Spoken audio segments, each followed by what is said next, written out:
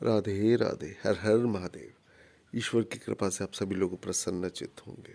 मित्रों, आज का जो पंचांग है वह है 30 जनवरी 2024। दिन है मंगलवार। मंत्र है ओम अंग अंगारकाय नमः। मित्रों, हमारे जीवन में चाहे अनचाहे बहुत सारे शत्रु पैदा हो जाते हैं। अगर हम किसी के साथ भला भी करते हैं तो कोई ना कोई हमारे पीछे ऐसे लग जाता है कि अगर हमने भला करके कोई गलत कार्य कर दिया हो। लेकिन चिंता की कोई बात नहीं। कृपया वीडियो के अंत तक बने रहे। मैं आपको एक ऐसा उपाय बताऊंगा, उसको करने से आप यह देखेंगे आपके समस्त शत्रु आपसे धीरे धीरे दूर जाने लगे हैं और आप लोग सब सुरक्षित स्वयं को महसूस करेंगे। आज सूर्योदय का समय है 6:56 AM तो सूर्यास्त 5:43 PM। आज का राहु काल 3:02 PM से 4:23 PM तक का है। अभिजीत मुहूर्त है 11:59 AM से 12:42 PM। चंद्रोदय का समय है 9:46 PM तो चंद्रास्त 9:31 AM। पक्ष है कृष्ण, तिथि है चतुर्थी। लेकिन उसके उपरांत मित्रों लग जाएगी पंचमी। नक्षत्र उत्तरा फागुनी, योग है अतिगंड, करण है बालव, उपरांत है का कौलव, वार है मंगलवार। माह इस बार पौष माह की अमावस्या है। उसके उपरांत पौष माह की अमावस्या के उपरांत आएगी पूर्णिमा, जो माघ माह की कहलाएगी। चंद्र राशि कन्या में, सूर्य राशि मकर में। सूर्य देव उत्तरायण है, संवत्सर उत्तर पिंगल है, विक्रम संवत 2080 तो गुजराती संवत भी 2080। शक संवत 1945 है। कलयुग 5124वें वर्ष में और सौर प्रविष्टि 16 और माघ माह आरंभ हो चुका है। मित्रों, अगर आप मंगल की महादशा, अंतरदशा, प्रत्यंतर दशा में चल रहे हैं तो आप बजरंग बली के श्री चरणों में बूंदी का लड्डू अवश्य चढ़ाएं। लेकिन ध्यान रहे, जो प्रसाद चढ़ाएं उसको वापस ग्रहण ना करें, बल्कि आप उनको थोड़ा सा गुड़ और चने का भोग लगाएं और पंडित जी से कह के गुड़ चने का भोग वापस थोड़ा सा ले लें और उसको सब लोग उसको खा सकते हैं। इससे आपको ना सिर्फ मंगल की महादशा अंतरदशा में लाभ मिलेगा, आपको लगेगा कि जीवन में बहुत सारे कष्ट दूर होते चले जा रहे हैं।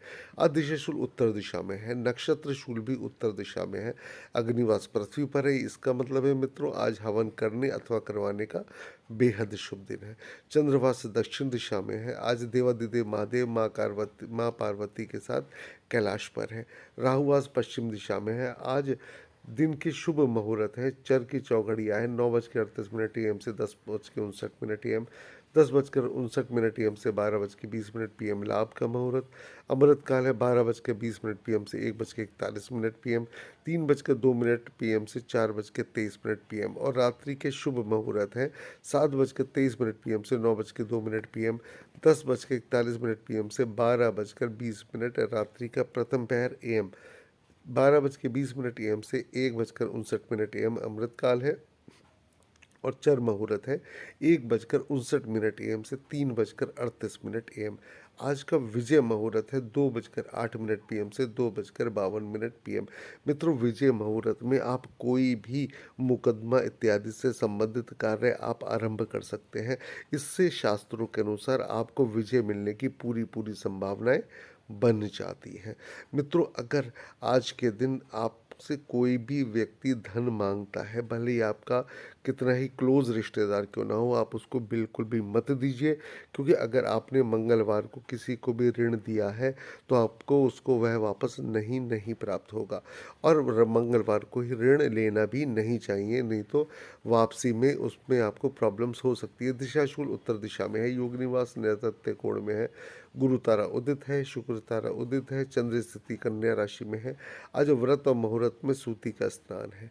आज मंगल व्रत है। आज गेहूं का सेवन करके ही यात्रा पर निकले अथवा गुड़ का सेवन करके ही यात्रा पर निकलना चाहिए। इससे यात्रा में अवरोध दूर होते हैं। आज का मंत्र है ओम अंग अंगारकाय नमः। आज अगर आप कोई विशेष उपाय करना चाहते हैं बजरंगबली को प्रसन्न करने के लिए या मंगल की महादशा अंतरदशा प्रत्यंतर दशा से लाभ पाने के लिए, तो भगवान श्री हनुमान के मंदिर में लाल ध्वजा चढ़ाएं और पंचमुखी दीपक प्रज्वलित करना चाहिए। लेकिन ध्यान रहे, दीपक की सभी लो पूर्व अथवा उत्तर दिशा की ओर होनी चाहिए और बूंदी का प्रसाद भी अवश्य अर्पित करें। परंतु जैसा मैंने आप लोगों से निवेदन किया है, वह प्रसाद लेने के बाद में वापस आप उसको ना लें बल्कि पंडित जी से दूसरा प्रसाद लेके अपने मीठे में मिला लें, तो वह संपूर्ण प्रसाद बन जाता है। आज जो भी व्यक्ति खैर के वृक्ष में जल अर्पित करता है, तो उसके मंगल देव किसी भी स्थान पे, विषम स्थान पे भी क्यों ना बैठे हों, अशुभ स्थान पे भी क्यों ना बैठे हों, वह आपको लाभ देना आरंभ कर देते हैं। अतः प्रत्येक व्यक्ति जो मंगल से पीड़ित हो या मंगल की महादशा अंतरदशा में हो, तो उसको खैर के वृक्ष में जल अवश्य अवश्य अर्पित करना चाहिए। बहुत सारे लोग मुझसे पूछते हैं, खैर का जल का मतलब, खैर का जो वृक्ष है उसके अंदर आप कत्थे का भी पेड़, आप उसको, कुछ लोग बोलते हैं।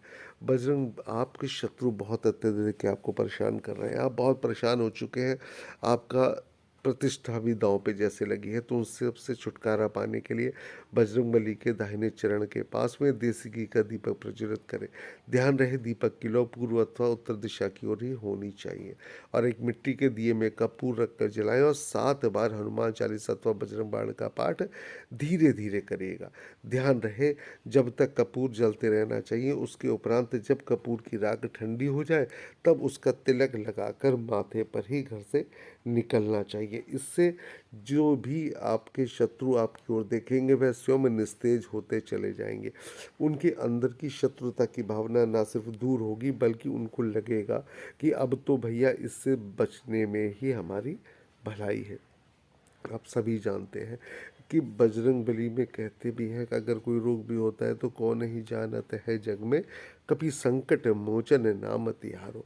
मित्रों, आप सभी से निवेदन है, अगर संभव हो तो हर मंगलवार और शनिवार को घर में रामचरितमानस का पाठ अवश्य करें, नहीं तो सुंदरकांड का पाठ आपको अवश्य करना चाहिए। इससे आपको बजरंग बली के श्री चरणों की कृपा भी प्राप्त होती है, साथ में आपके समस्त संकट मिट जाते हैं।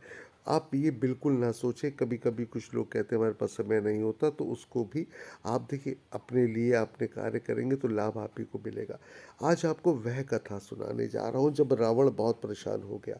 त्रेता युग में रावण ने स्वर्ग के सभी देवताओं को जीतकर अंगद के पिता बाली को पीछे से जाकर जकड़ लिया। अब तो वानरराज बाली को गुस्सा आ गया, उसने रावण को अपनी बगल अर्थात टांक में दबाकर किष्किंधा नगरी ले आए और अपने पुत्र अंगद को खेलने के लिए खिलौना दे दिया। अंगद रावण को खिलौना समझकर रस्सी से बांधकर इधर उधर घुमाते थे। इससे रावण को बहुत कष्ट और दुख प्राप्त होता था। रावण ने दुखी मन से अपने पितामह पुलस्त्य जी को याद किया। रावण की इस दशा को देखकर पुलस्त्य ने विचारा कि उसकी यह दशा क्यों हुई। अभिमान हो जाने पर देव हो चाहे मनुष्य अथवा असुर, सभी की यही गति होती है। इसलिए मित्रों, अभिमान कभी भी नहीं करना चाहिए। पुलस्त्य ऋषि ने रावण से पूछा, तुमने मुझे क्यों याद किया है? तो रावण ने कहा, पितामह मैं बहुत दुखी हूँ, यह नगरवासी मुझे धिक्कारते हैं, अब आप मेरी रक्षा करें। रावण के ऐसे वचनों को सुनकर पुलस्त्य बोले, पुत्र तुम बिल्कुल भी मत डरो, तुम इस बंधन से शीघ्र ही मुक्त हो जाओगे। पुलस्त्य ने कहा कि तुम विघ्न विनाशक भगवान श्री गणपति का स्मरण करके व्रत करो। पूर्व काल में वृत्रासुर की हत्या से छुटकारा पाने के लिए इंद्र ने भी इस व्रत को किया था, इसलिए तुम भी इस व्रत को करो।